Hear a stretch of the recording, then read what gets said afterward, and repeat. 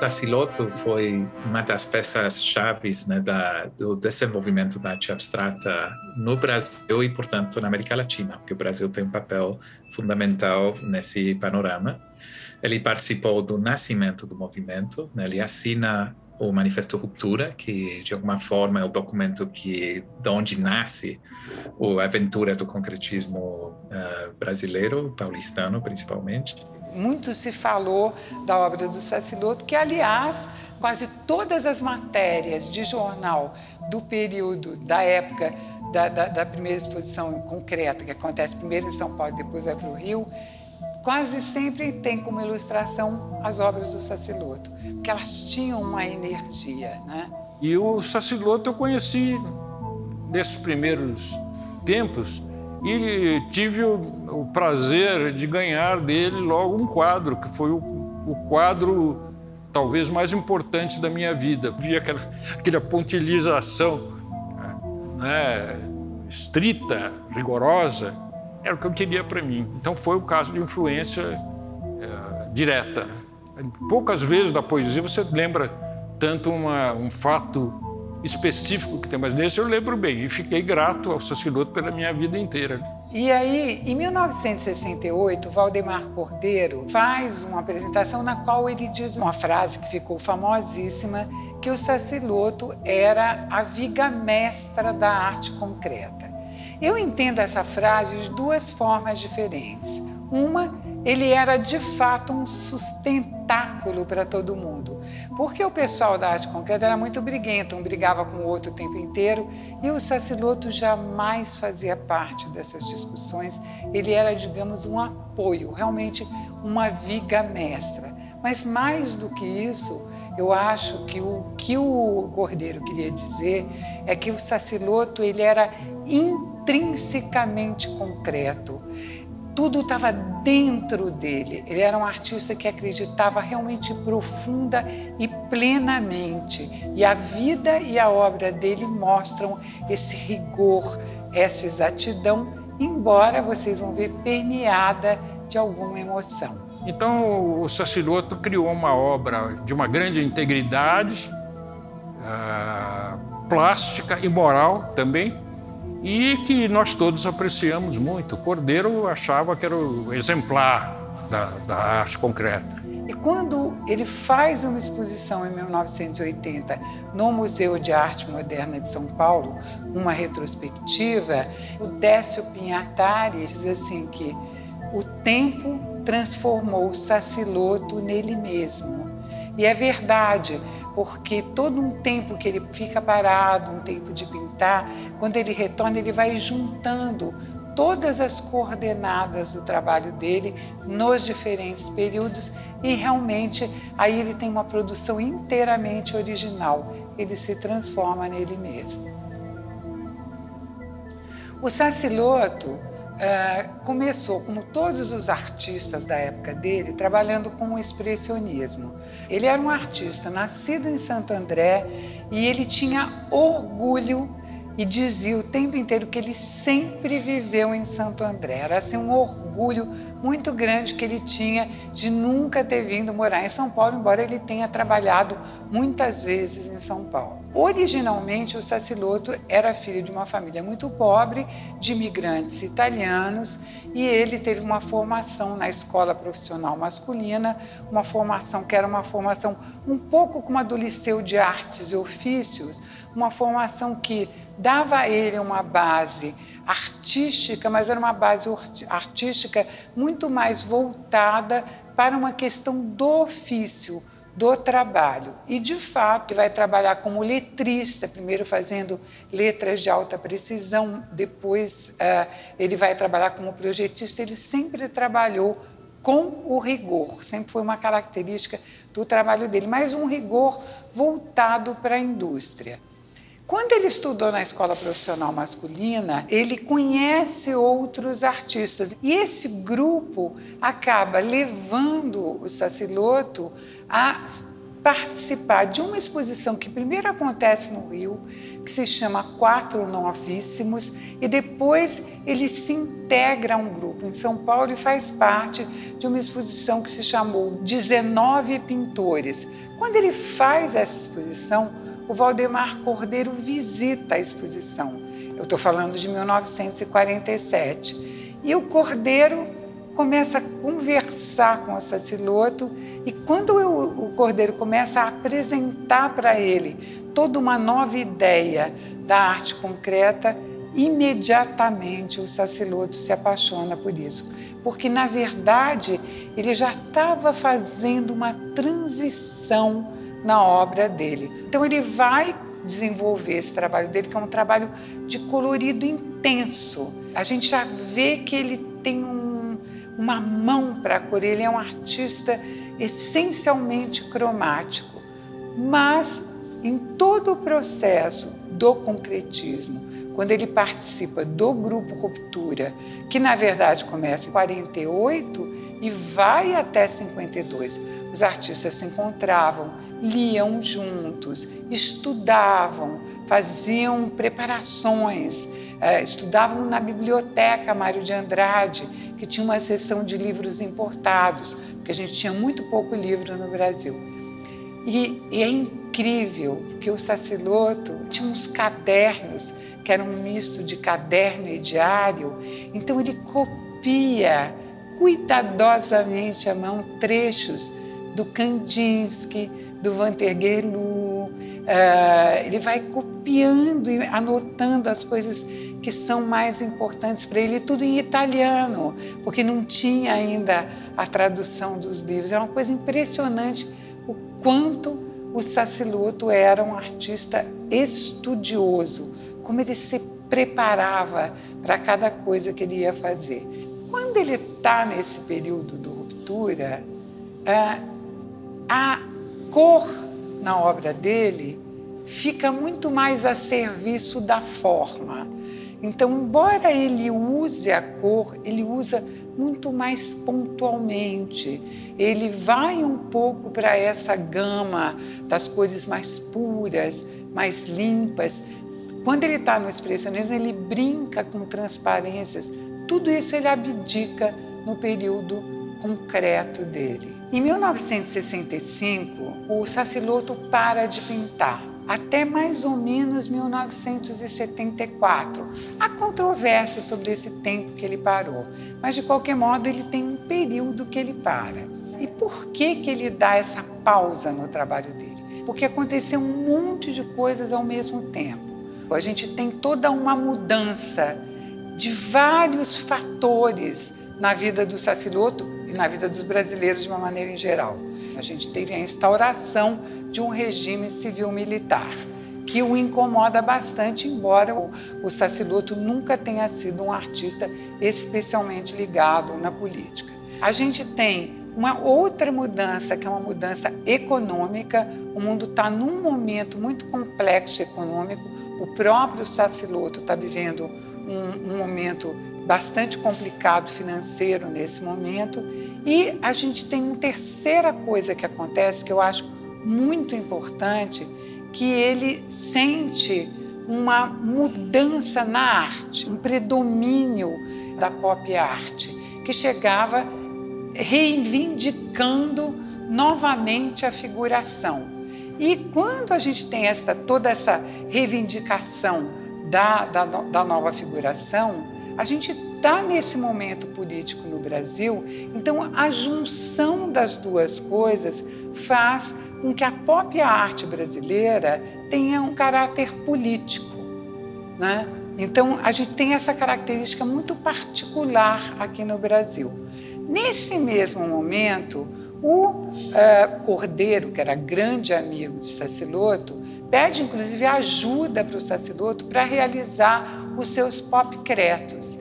O Sassilotto ajuda ele, mas curiosamente tem um depoimento dele que fica na biblioteca do Museu de Arte Moderna de São Paulo, um depoimento que ele fez já nos anos 90, e ele conta assim, até um pouco constrangido, que ele ajudou o Cordeiro a fazer os pop-cretos, mas que ele achava aquilo muito estranho, muito esquisito. Aí ele fala assim, aqui um pedaço de roda cortado, pendurado num quadro. Não, eu não gosto disso.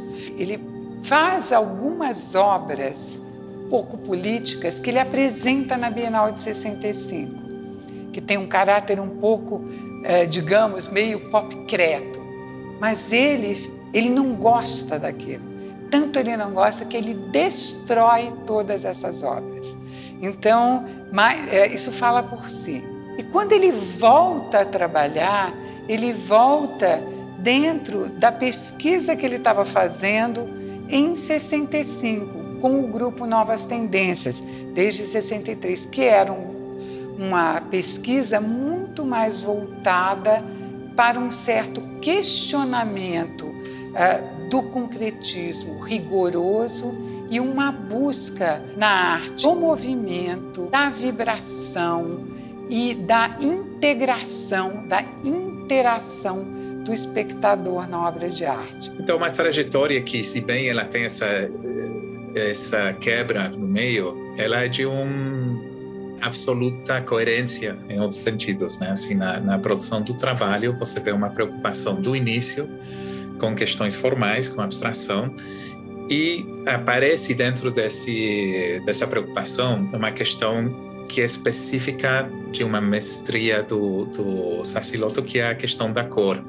E essa exposição, ela foca muito essa questão da cor, né, a partir do título para toda a exposição. E ele passa a ser, talvez, o artista desse conjunto que mais trabalha essa questão. Ele trabalha a cor para gerar ilusões ópticas e essa vibração que a gente vê principalmente na segunda época do trabalho dele. Os olhos não são indiferentes, não ficam parados, eles respondem a uma provocação de movimento que está inserida na própria estrutura. A estrutura cria esse movimento do olho. Então, a exposição que a gente está apresentando aqui na Almeida Dale é uma exposição que faz um recorte a partir desse período cinético e depois a gente vai mostrar como ele, de uma certa forma, retorna para a cor que ele usava lá no início do trabalho dele no expressionismo e depois como ele junta as duas coisas, como ele vai pegar todo esse cromático que ele desenvolve e juntar nessa pesquisa cinética. Então, quando ele volta, depois desse período que ele para de pintar, ele vai estar trabalhando primeiro com guache.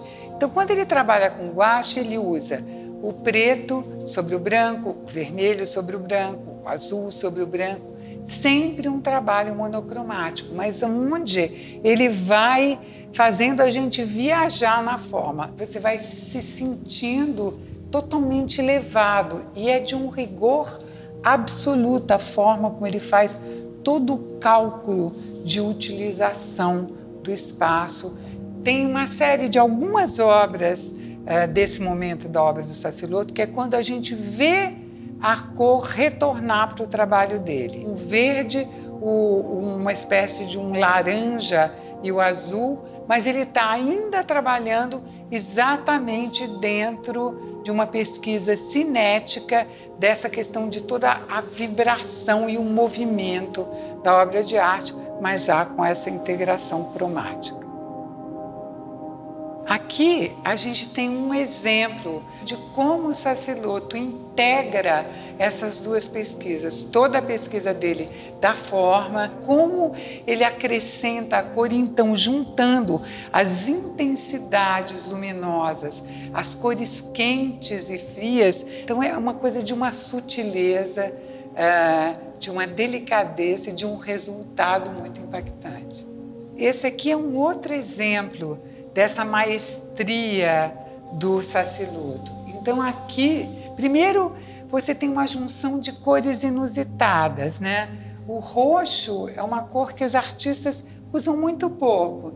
E ele, então, vai unir o roxo ao ocre e criar uma forma que, na verdade, também faz essa ilusão de ótica para a gente, que parece que ela está saindo da parede, e ele consegue novamente isso apenas com esse sobretom que ele vai colocando em linhas precisas que ele previamente desenhou. E aí, eu não vou dizer que ele tinha uma volúpia da cor, porque ele era um artista muito rigoroso para isso, mas certamente ele se fascina inteiramente pela cor e ele se entrega à cor. Então ele faz uma pesquisa incrível, ele já tinha muitos pigmentos, então ele cataloga todos os pigmentos e faz uma quantidade enorme de escalas cromáticas de todos os tipos.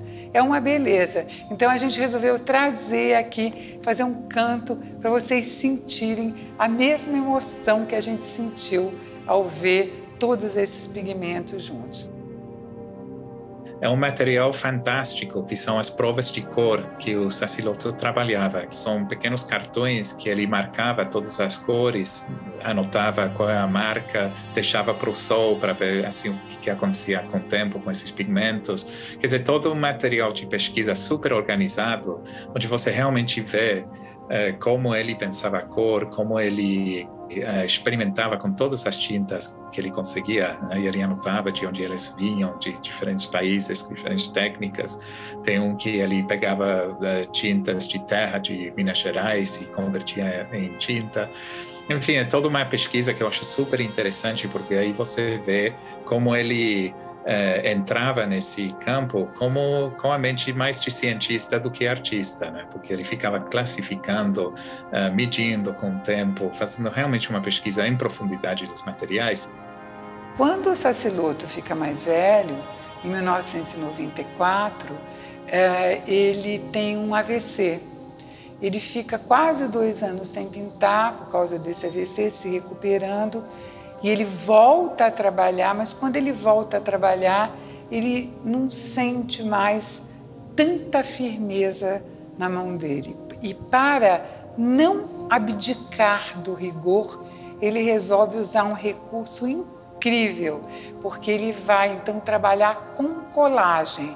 Então ele manda fazer uns círculos recortados e ele vai estar usando o círculo recortado e o recorte do círculo, e criando toda uma linguagem entre essas obras. Agora, o Sassilotto manteve sempre uma linha fundamental, o que se chama linguisticamente de língua básica. E aí dentro dessa linha, da qual ele nunca se afastou, ele criou variações extraordinárias. Quer dizer, aparentemente não se movendo, ele se moveu muito e sempre de uma maneira muito coerente, né? E foi, como eu disse, em mais de oportunidade, nas pesquisas dele muito iniciais, né, já desde o início, um precursor de muitas aventuras futuras da geometria artística, né? De alguma forma, nesses últimos anos, essas últimas décadas, né, o concretismo brasileiro foi se conhecendo pelo mundo. Mas foi principalmente assim, de todos os artistas que participaram, os que saíram para fora, Hélio Oiticica, Lígia Pape, Lígia Clark, né? O Sassilotto, de alguma forma, não participou tanto dessa viagem, de estar em coleções importantes, está no MoMA, está no Museu de Belas Artes de Houston, mas ainda é uma figura que não foi conhecida em profundidade. Então, acho que essa escolha de fazer uma exposição com mais profundidade para realmente apresentar todo esse conjunto de obras para um público que conhece o artista, mas talvez não conheça em profundidade, e ao mesmo tempo apresentar ele, é uma forma de ir entrando mais nessa história, ampliando o espectro de artistas, porque ele certamente foi um dos artistas centrais dessa geração, mas talvez um dos menos conhecidos. Então, ficou sempre essa dívida com ele, né? com essa memória de trazer ele para uma nova pesquisa, para um novo olhar, e eu acho que a exposição, de alguma forma, viabiliza esse projeto.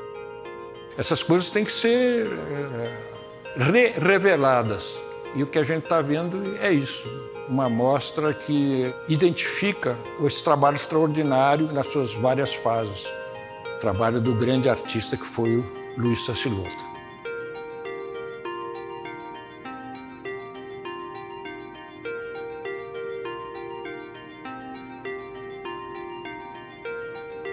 Agora, recentemente, eu peguei todos os livros para pintarem a nossa biblioteca, nossas prateleiras com os livros. E quando eu fui pôr de volta, eu deparei com um livro que tem muito a ver com as cores, né?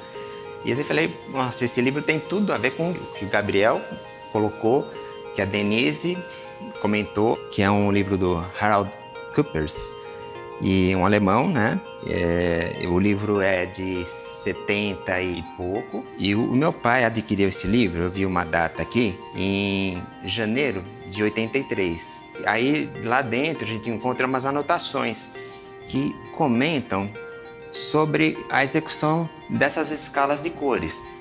Eu acho que era principalmente isso que eu queria falar, né? Um pouco esse contexto, né, do livro e dessa pesquisa aprofundada que o Tassiloto fazia. Veio uma imagem dele nos últimos anos, ele ali com a bengalinha, né, chegando, então como se ele estivesse entrando nesse ambiente, na galeria, olhando para todas as pessoas que fizeram esse trabalho, né, essa exposição, o livro. Eu acho que a reação dele, do jeito dele, ele pegaria a bengala, jogaria para cima e daria um pulo de alegria.